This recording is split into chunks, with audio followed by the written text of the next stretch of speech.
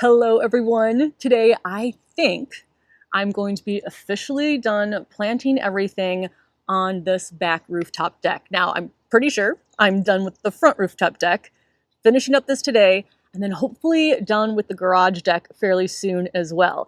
But today I'm going to be planting up a bunch of angelonia. I did fall in love with this plant last year, and I'm falling in love with it even more this year. I have maybe about 15 plants left, and I did get 2 new containers for this. However, I think they were responsible container purchases because I am moving away or trying to move away more from smaller pots to larger containers because it's just easier to water and maintain.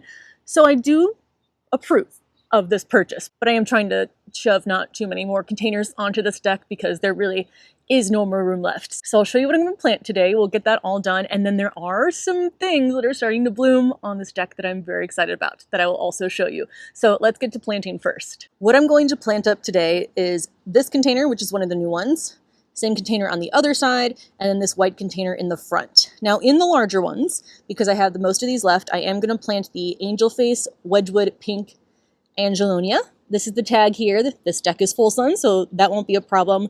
And they should get to about 18 to 30 inches tall. Now, these Angelonia do grow more vertical. I have some that are a bit more in a mounding habit, but I think the more vertical growing ones are going to be perfect. And then in the center white one there, I am doing the Angel Face Wedgwood Blue.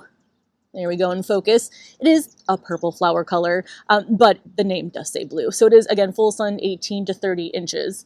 I was considering like mixing them together, but I don't have enough of the purple to really fit that in. But I think I like the blocks of color and how that's working on the deck. So the plan is bucket planter in the center, right here, and then just having that border on either side. And I think it's going to look really, really pretty. As of right now, I have 9 of the pink Angelonia. I have 3 of the blue/purple Angelonia, and then I have these 2, which for some reason are the only 2 without labels. They had labels at some point. I don't know what I did with them, and they're also the only 2 that aren't currently blooming. I have been waiting for at least 5 days for something to open so I can see what color it is. So I don't know, I might try to force a bud open and see if I can see a color. I don't know if that's a good idea or not, but I want to know exactly how many I have so I know how many to fit in each planter. This is the planter I'll be using as the border for the pink Angelonia, and I now have 3 of these. So I got 1 for the front deck, and then I got 2 now for the back deck. They're about 3 feet long, about a foot wide, and then they don't go all the way down. So there's an insert that I think stopped about here, and then the soil fills in above that. It also does come with this liner. So I have soil in here already. I will be putting the irrigation in. I need to figure that out now that almost all my containers are planted. And I need to add in some fertilizer and compost and then get these all planted. So I'm first going to add the Biotone starter fertilizer. I need to get a more bloom focused fertilizer because I think I have a lot of granular fertilizers that are more focused on the green growth. And for the flowers, I want something that's more focused on the nutrients for the bloom production. But I'm going to get some, and then I think, again, like once a month, I need to put it in my calendar as a reminder, but once a month I'll just come in and sprinkle that fertilizer on top of my containers and scratch it into the soil. I'm going to see, I probably won't be able to, I'm going to see if I can do liquid fertilizer less and do more with the slow release, but again, we'll see how it goes this year. And then I'm going to fill with compost the rest of the way, again, leaving a little bit of room at the top for watering purposes. And now we plant, and again, I'm going to use the Angel Face Wedgwood Pink Angelonia. I have 9 that I'm sure of. So dividing that between 2 will be 4.5. So I think I'm just going to do 4 in each one anyways. And if one of those happens to be pink, and I honestly probably don't need to shove a 5th one in here, but if it does and I want to, I can combine those or find some other pot for them. But I'm going to plant 4 of these in this container. Oh, I also wanted to mention these pots. So these are the plants that I get sent from Proven Winners.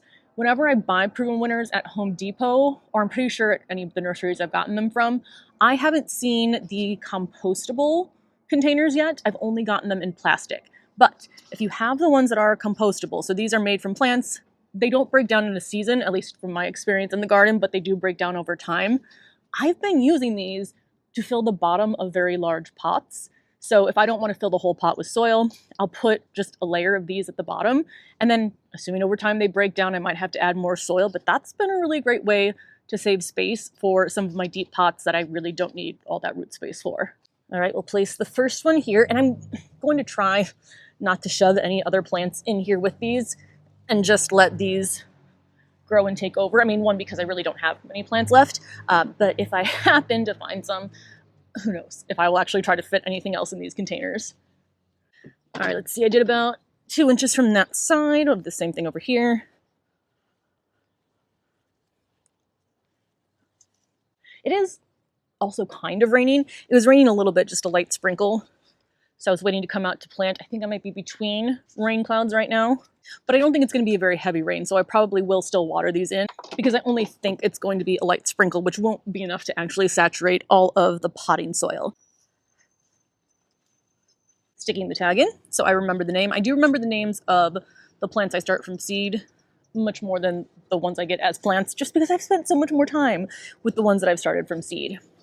All right, I think that looks good. I'm really excited for this because this adding these things to my garden makes it feel more like a garden in the ground versus a container garden, because I do have like floor level borders of flowers. All right, this one's done. Let's head over to the exact same pot that I'm going to plant up the exact same way. The ones I grew last year, the angelonia I grew last year, I did have them in a lower border like this, but they were the ones that are more mounding, so they kind of splayed out a little bit more, and I had taller plants in there with it. I don't think I would have liked them on their own if they were all the ones that more mounded or trailed, but I think these are perfect for a little garden border.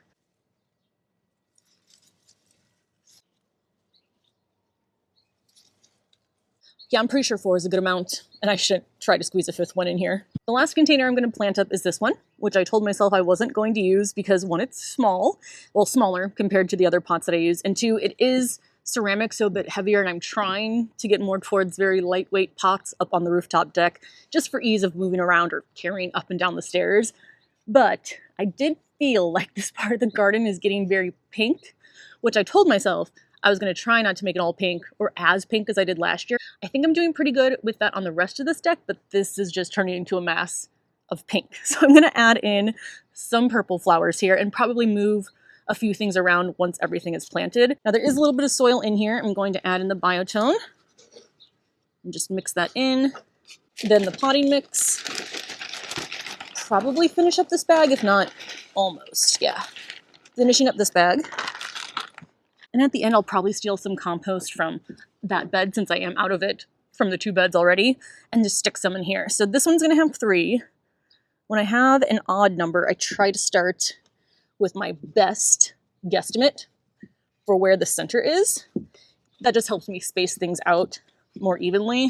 Now, I just want to mention, like most things I plant, I'm definitely not following the recommended spacing instructions. Sometimes that does mean the pots dry out faster, but I plan to get everything here set up on irrigation. I had the bucket set up last year. That was fantastic because they definitely dried out the quickest of all my containers. So when everything's on irrigation, or if I had the self-watering pots like I do down in the garage deck, it's just much easier to manage shoving the plants way too close together. And actually, let me see what the spacing recommendations are for these. Minimum of 10 inches and maximum of 14. Nope, this is, I mean, it's not terrible. It's maybe like 6 to 7 inches. So this one's actually not that bad, but I am going to steal now some compost from here into here.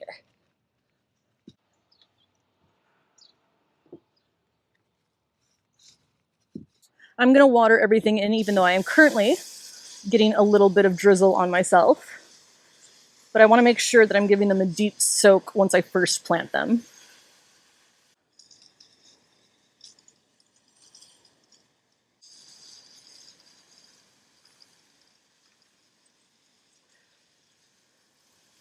Now that these are watered in, I am going to talk to you a little bit about irrigation. Now, I leave all my irrigation, except for, I've taken like the hose, the timer, but as far as all the tubing and the emitters, I leave them out over winter, and I've only really swapped around a few different pots. I like to wait until everything's in place for me to set up the irrigation so I know where the emitters need to go, but I don't usually have to do a lot after I've already set it up for the first season. So what I'm going to do is find the emitters that I know are going to go in here, put them back in. I need to create emitters for the bucket planter because this was not here last year. It was over there. And I'm not going to turn it on yet though, because I want to go through and check every single emitter, make sure there isn't a piece missing, which I know there are on some of them, make sure any of the tubing isn't damaged and I have to replace it before turning on the water and having it spray everywhere. So I will link down below the video of me actually setting up irrigation on this deck for the first time. It is long. I've had people tell me it's long, but I've also had people tell me that the length of it and the amount of detail is actually very helpful. So I will link that down below if you want to watch it. But for now, I'll just show you how I'm going to set up the irrigation on these containers. Both of these planters and then the bucket planter are going to be moved up flush against that wall right there, but I'm leaving a space right now just so I can go through, and it's much easier to access all the emitters that way, so it will give me more space in the center of the deck. But these were already in place from last year, and luckily I had different containers here last year, but I can fit these 3 emitters all in here, and 3 should be pretty good coverage. I could probably even get away with 2, but I have 3 here, so we're going to use 3. Same thing over here. I think there were also 3 that had already been set up. So one right here, one here, and then the last one over here. And that's everything that I currently have in place. Everything else on this wall I need to add. Here's a look at how my faucet is set up. So first I have a hose splitter connected directly to the faucet. That's the first thing that is on the faucet. I have one that has room for 4 different connections. I think I only use 2, so I probably only need one that has 2, but just in case I need to add something. So to one of the 4 connectors, I have my timer, which will be set to run automatically. I do still come out and just make sure, one, it ran, but also that no plants need extra water or something isn't broken. I'm out here every day anyway, so I will notice if something has gone awry. But this can also be controlled from your phone. So this is the Orbit Beehive. I have 2. I need to get a 3rd one for the garage deck, but I haven't done that yet. But these I really like. You can control them from your phone. So I can, 1, see if it ran from my phone, and 2, if I need to run it again, like let's say it's been a really hot day, all my plants need some more water, I can just run it again from my phone instead of, 1, having to use a hose or having to come up here and play around with the timer. So that's my timer, and then on one of the other connectors, I just have my hose. And that's everything that's connected to the hose splitter. Then this tube that's connected to, well, our right of the timer, that is what is running all of the irrigation. What I'm going to do, I think, for the bucket planter, because it does need a little bit more force since the planters are higher off of the deck, I'm going to set up a second drip line on the left of that timer that will run just, I think, for the buckets, the pot in front, and maybe a few other pots that I put in front. So what I still have to do is run that second tube and then run a tube with an emitter up to each of these buckets individually. So that'll be 12. I'll probably run 1. I think I'll only need 1 for that size pot down there. Hello, pigeons. And then if I put any other pots in front here, I'll run it to there as well. So we'll have 2 different systems running. If you have 2 different systems, they can't run at the same time, but that's fine. I usually only run mine for like 5 minutes is the most, because my containers aren't huge and they do get saturated fairly quickly, but I always watch it every year when I first turn it on to get an idea of how long I need to run them for. But once this is set up, I think almost everything will be set up except for just a handful of pots. So now let me show you the garden, because almost everything is where it's supposed to be. First off, my poppies have started to bloom. I do have some on the front deck, but they haven't bloomed yet.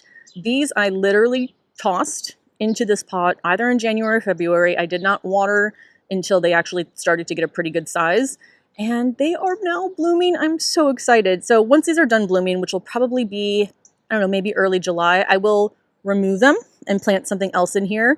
But for now, I am enjoying this color. And I thought these were going to be a very bright red, which doesn't really match anything else out here, but they're kind of an orangey red. And I think that orangey red goes really nicely with those begonias. Let me actually get closer. These are the apple blossom, double apple blossom begonia. And the poppies are almost the same color as those outer petals. So it actually works really nice together. I'm really, really happy with how this is turning out. I did decide against adding yellow because I think I was just gonna go down a rabbit hole of adding too many different colors. But look at how pretty these look. I mean, the lobelia right now is really stealing the show. Something else exciting, I have my first cosmos bloom. These are the Cupcakes Blush Cosmos. So Of the seeds I started inside, I think this is my first flower because the poppies I just threw outside. But look how sweet that is. I usually will cut these by now and use them in a vase or a giveaway bouquet, but I want to leave this here until it starts to look really sad. Oh, I'm so happy. Good to see you. Other things that are happening. My dahlia border has put on a lot of growth, so I actually have scooched them back a little closer to the wall. They'll be scooched even further back. I do have emitters for all of these already because I had the exact same setup here last year. I need to find a place to store this container because it really is just making me sad seeing a dirty container in the middle of my garden. So I will move that at some point. And then I actually was able to run an emitter to that pot in the corner. That is the hardest one for me to reach, and it also dries out fairly quickly compared to these other flower boxes. So that one should be watered automatically as well.